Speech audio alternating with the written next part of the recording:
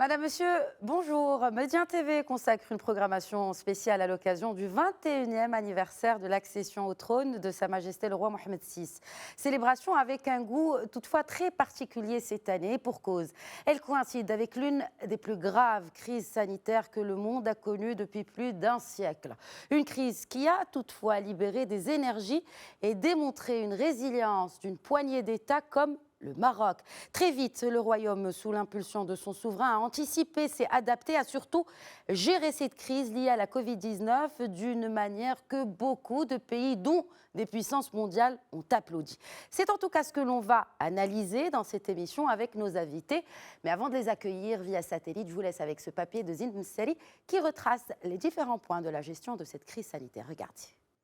À contexte exceptionnel, réponse exceptionnelle. La gestion de la pandémie du Covid-19 par le Maroc est unanimement saluée, aussi bien dans le royaume qu'en dehors de nos frontières. Cette réussite s'explique par la réaction rapide des autorités pour freiner la propagation du virus. Ainsi, les frontières extérieures du royaume ont été fermées dès la mi-mars. S'ensuit la déclaration de l'état d'urgence sanitaire et le confinement sur une période de 3 mois. Des mesures fermes, mais accompagnées d'initiatives de soutien aux citoyens et à l'économie nationale. C'est ainsi que dès le 15 mars dernier, le souverain a donné ses hautes instructions au gouvernement pour la création d'un fonds spécial dédié à la gestion de la pandémie du coronavirus.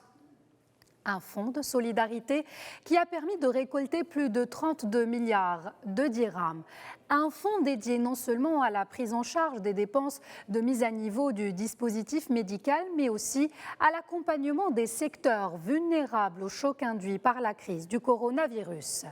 Sur le plan médical, les forces armées royales ont été mobilisées pour venir en renfort à la médecine civile afin de participer à la gestion du flux de patients, ce qui s'est matérialisé par la construction rapide d'hôpitaux de campagne pouvant accueillir des centaines de patients. Le Maroc a fait preuve d'un élan de solidarité nationale exemplaire. 132 000 entreprises sur les 216 000 affiliés à la SNSS ont révélé avoir été affectées par cette pandémie et ont déclaré près d'1 million de salariés et employés temporairement en arrêt de travail. À cet effet, le fonds Covid-19 mobilisera près de 2 milliards de dirhams mensuellement. D'autre part, les titulaires d'une carte Ramed concernés par ce soutien ont atteint environ 2,3 millions de ménages, dont 38% issus du milieu rural. 80% des aides financières ont été distribuées aux ménages concernés sur tout le territoire marocain. Enfin, un total de 4,3 millions de familles opérant dans le secteur informel ont bénéficié du soutien du Fonds spécial pour la lutte contre la pandémie du coronavirus.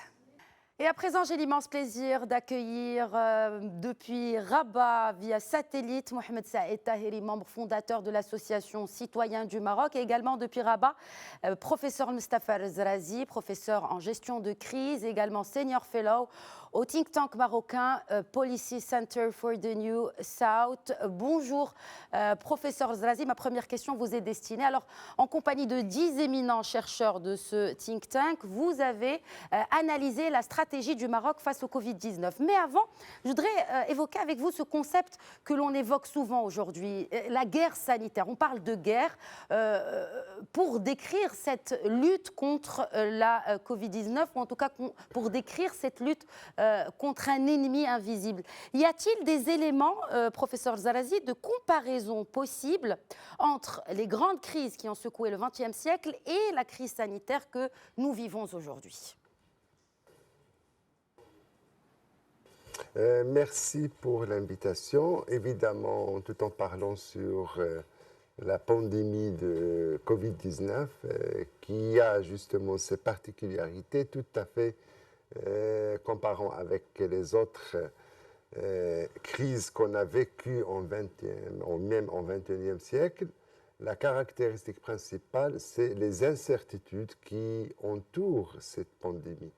Les professionnels, ils ont qualifié à peu près 16 incertitudes qui est liée aux performances du virus en premier lieu, mais en deuxième lieu, une pandémie qui a dépassé comment dirais-je, le rectangle sanitaire et elle a touché le comportemental, le politique, l'économique et même le culturel. Dans ce sens, elle est une édition de crise inédite et puis, géographiquement parlant, c'est la première fois même qu'on fait face à une crise qui touche l'humanité en général. Alors, puisque vous évoquez ce point de l'humanité en général, justement, parlons du Maroc. Qu'est-ce qui fait la particularité du Maroc face à cette crise que vous avez décrite comme pleine d'incertitudes? Vous en avez cité d'ailleurs 16 qui ont été identifiées. Qu'est-ce qui fait la particularité du Maroc, selon vous, selon votre prisme de spécialiste en gestion de crise? Oui, alors sur le plan national, justement, si on prend les 5 critères pour évaluer une bonne gestion de crise, je crois que le Maroc, avec les guides de Sa Majesté le roi Mohamed VI, elle a réussi à satisfaire les 6 conditions. La première, c'est une transparence en termes de delivery de l'information pour la population. 2, c'est la mobilisation sanitaire et médicale des professionnels de la logistique. 3, c'est le respect de la législation, parce que toutes les procédures qui ont été prises par la cellule de crise centrale, ils ont été justement respectées le passage par l'institution législative. 4e élément, c'est la mobilisation de masse et solidarité. 5, c'est donner la priorité, respecter les priorités. Le Maroc, il était très marqué dans ce sens, puisqu'il a donné la priorité à la santé mentale des citoyens au lieu de s'occuper de l'économie, malgré le fait que l'économie est une santé mentale et santé physique aussi, hein, professeur Zrazi. Santé mentale, mais aussi santé physique de manière générale. Santé mentale et santé physique, mais la santé générale, la santé publique, au lieu de s'occuper des effets économiques, par exemple, et hésiter à investir dans le sanitaire. Le dernier point, c'est qu'au Maroc, on n'était pas manipulé ou instrumentalisé dans le sens où le médical, il a dépassé le sanitaire. Je crois que le comité des experts qui accompagnent le ministère de la Santé, elle était très prudente et elle était vigilante dans ce sens. On peut trouver ça dans toute la littérature et les correspondances qui sont disponibles sur le site du ministère de la Santé. Voilà. Très bien. Alors, ma prochaine question s'adresse à Mohamed Saïd Taheri de l'Association Citoyens du Maroc. Alors, le souverain n'a pas adressé de discours à la nation en cette période de crise, n'est-ce pas? Mais il a surtout privilégié les actions concrètes à travers les différentes réunions qu'il a tenues avec les responsables ministériels, sécuritaires ou encore militaires. Et d'ailleurs, nous avons été au Maroc précurseurs dans l'obligation du port du masque de protection. Par exemple, le souverain lui-même a donné l'exemple, Mohamed Saïd Taheri. Écoutez, tout d'abord, j'aimerais commencer par vous souhaiter une excellente et une bonne fête du trône. Ensuite, par rapport à cette gestion, effectivement, et cette anticipation dont le Maroc enfin, dans les efforts du Maroc ont été reconnus pour ça, c'est vrai que depuis que le premier cas du coronavirus, du Covid-19 a été constaté, les autorités marocaines, sous l'impulsion des orientations de Sa Majesté, ont été vraiment précurseurs, ont très bien anticipé. Dès le 16 mars, les écoles, les universités ont été fermées, les frontières ont été également fermées et un état d'urgence a été mis en place dès le 20 mars. Nous avons pris des mesures radicales de manière très rapide et très anticipative comparé à d'autres pays qui ont connu également cette pandémie mondiale. Donc effectivement, le Maroc a été précurseur. Mais non seulement il a été précurseur, moi je crois que cette crise et cette pandémie a eu beaucoup de choses qui sont très positives, notamment une dynamique et une impulsion qui a été donnée depuis que Sa Majesté, effectivement, a donné ses hautes instructions pour que des mesures importantes soient prises. Il y a eu, par exemple, une dynamique sociale et une solidarité sociale qui avait un peu disparu et qu'on a retrouvé avec ces mesures qui ont été prises. Il y a également une sorte de créativité et d'innovation qui ont caractérisé la gestion de cette crise-là. Nous avons commencé à voir des entreprises marocaines qui ont commencé à produire et à moduler leurs outils de production pour répondre aux besoins de cette crise au niveau industriel, mais au niveau de l'ensemble du tissu économique. Nous avons été également précurseurs. Je ne veux pas faire de comparaison, mais nous sommes un pays de 35 millions de personnes. À côté de nous, nous avons un pays de 45 millions de personnes. Nous avons un peu moins de 300 morts, 260 et quelques morts. À côté, c'est en dizaines de milliers qu'on compte les morts. C'est vous dire combien la gestion anticipative dans les temps, avec une rapidité, avec une exemplarité, a permis au Maroc d'échapper certainement à des effets qui auraient été beaucoup plus catastrophiques. Oui, d'ailleurs, le chef du gouvernement l'a rappelé la dernière fois. Aujourd'hui, même l'Organisation mondiale de... Non, c'est juste pour rappeler les chiffres qu'a cité le chef du gouvernement, Saadine Le Othmani. Le Maroc a pu éviter 600 infections quotidiennes et quelques 200 décès par jour, alhamdoulilah, qui ont pu être évités grâce à cette gestion. Mais professeur Zrazi, pourquoi pensez-vous que le Maroc a étonné la communauté internationale par rapport à sa gestion réussie de cette crise de la Covid-19? Pourquoi on a créé cet étonnement? Oui, évidemment. Justement, alors, le Maroc, il a justement étonné, si vous voulez, l'international. Et c'était clair, tout d'abord, dans les déclarations officielles des pays, des organisations internationales, dans la presse internationale, y compris la presse japonaise et coréenne, par exemple, que j'ai consulté personnellement, pour plusieurs raisons. Tout d'abord, le size du pays, c'est un pays moyen, mais qui a démontré une capacité de gestion, un pays qui n'est pas habitué à des crises, mais cette proactivité, cette vigilance, cette autonomie aussi. Si on se souvient des débats avec l'OMS autour des médicaments, justement, utilisés pour les contaminer.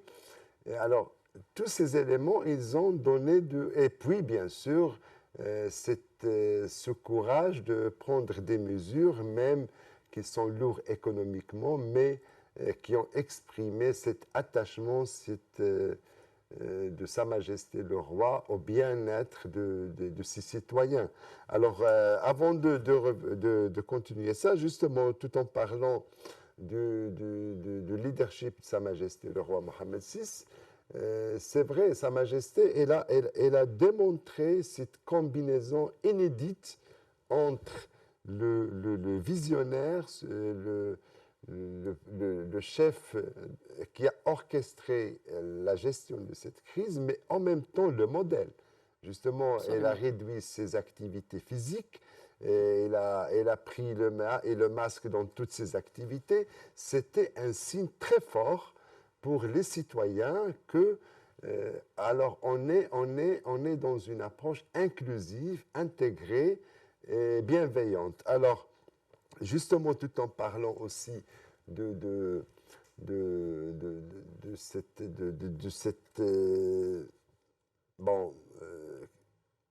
cette approche qui a attiré l'attention de la communauté internationale. Des policymakers dans le monde entier. Et en général, on trouve en pleine crise aussi, le Maroc, il était solidaire avec ses frères africains. Elle était solidaire dans des consultations scientifiques et de gestion avec plusieurs institutions internationales.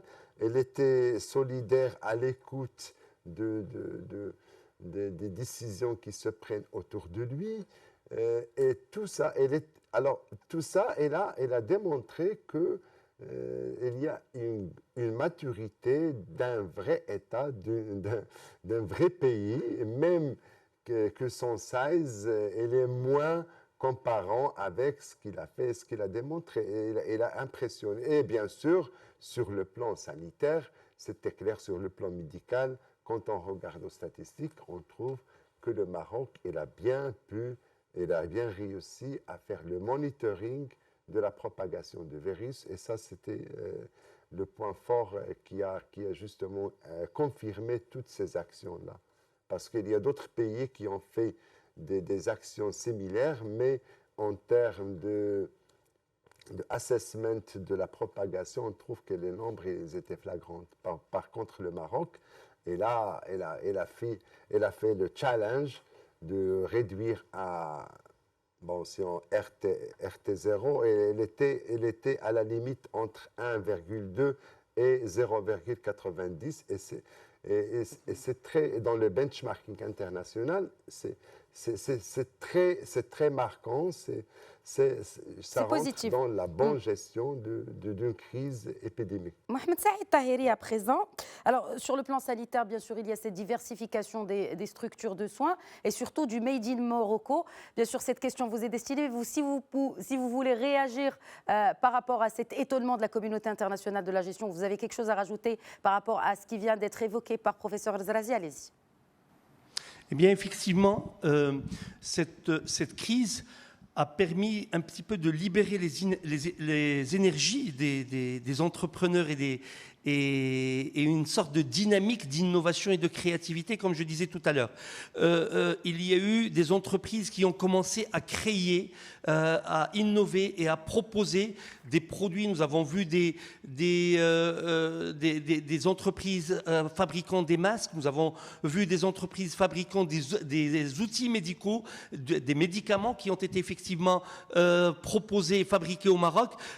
Cette dynamique est d'abord un facteur positif. Il y a également une participation massive du tissu économique marocain, des entreprises marocaines, dont le fonds qui a été lancé par Sa Majesté. Et donc, ces entreprises marocaines, le patronat marocain s'est installé dans cette dynamique de solidarité économique et sociale. Tout cela est extrêmement puissant, est extrêmement important. Mais au-delà de cet appui, je veux dire, de l'État, moi je peux témoigner, j'aimerais témoigner en tant qu'entreprise marocaine qui a bénéficié de ces mesures qui ont été mises en place grâce à ce soutien économique et social. Nous avons pu tenir le cap, nous avons pu continuer à apporter notre valeur ajoutée à nos clients. Nous avons pu continuer à garder les emplois des salariés qui travaillent dans notre entreprise et dans notre groupe. Donc cet appui, ce soutien, aussi bien des banques, de la Caisse centrale de garantie, mais également et surtout du fonds d'urgence qui a été lancé par Sa Majesté et qui est une mesure phare, qui est un facteur de succès dans la réussite de la stratégie marocaine de gestion de Covid-19. Tout cela a permis effectivement au Maroc de dépasser cette première vague avec succès. Nous pouvons l'attester, le monde l'atteste aujourd'hui, l'Organisation mondiale de la santé l'atteste également, et nous avons pu effectivement être alerte pour pouvoir effectivement faire face à d'autres vagues éventuelles qui pourraient arriver. Mais ce que j'aimerais également rajouter, si vous le permettez, c'est Bien que sûr. nous avons aussi pu remarquer ici et là une exemplarité dans le comportement du citoyen marocain qui a effectivement qui a compris que l'État a privilégié de protéger le citoyen au-delà des conséquences économiques.